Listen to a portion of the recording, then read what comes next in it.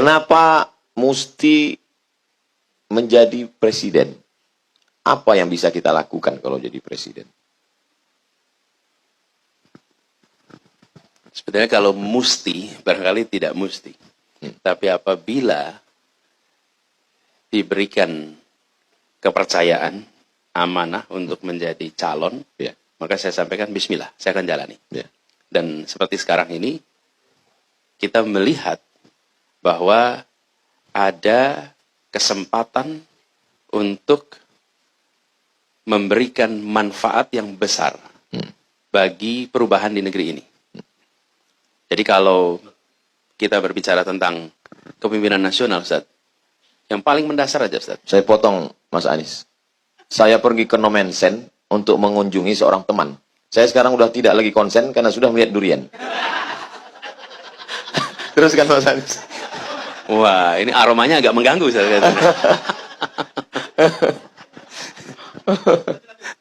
Jadi, saya bilang kalau di kepemimpinan nasional itu keputusan yang dibuat itu punya dampak yang luar biasa besar. Keputusan. Sehingga kalau kita membawa misi, maka misi itu bisa kita laksanakan yang dampaknya besar. Ya. Dan sepanjang perjalanan kami, ketika bertugas dimanapun, Ya. dan saya ini juga baru menyadari ketika teman-teman membuka lagi, Ustadz. Ya. Membuka lagi apa yang pernah kita kerjakan.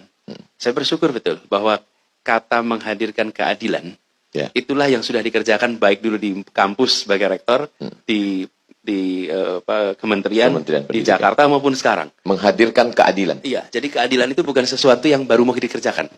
Tapi itu baru kita sadari sekarang sebagai sebuah perjalanan pemikiran.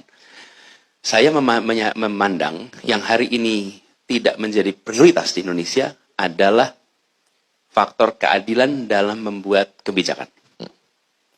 Faktor yang membuat kebijakan. Sehingga kebijakan yang disusun itu Bukan berdasarkan keadilan. ya, atau begini. Nilai itu, Ustaz, nilai itu penting.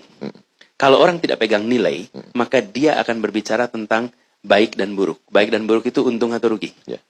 Kalau nilai itu benar atau salah. Benar atau salah. Nah, ketika tidak punya nilai, dia akan bicara tentang baik, buruk, untung, rugi. Itu dalam bahasa sederhana namanya pragmatis. Pragmatis. Kalau pragmatis, dia tidak akan konsisten. Ya. Karena dia akan cari yang hari ini diambil yang untung A, bulan depan diambil yang ternyata menguntungkan B, akhirnya tidak pernah ada konsistensi. Karena tidak ada nilai. Nah, kami melihat pentingnya mengembalikan nilai dalam pengambilan keputusan. Jadi, keadilan itu harus dijadikan sebagai prioritas. Itulah sebabnya saya merasa ini kesempatan Untuk menghadirkan keadilan. ya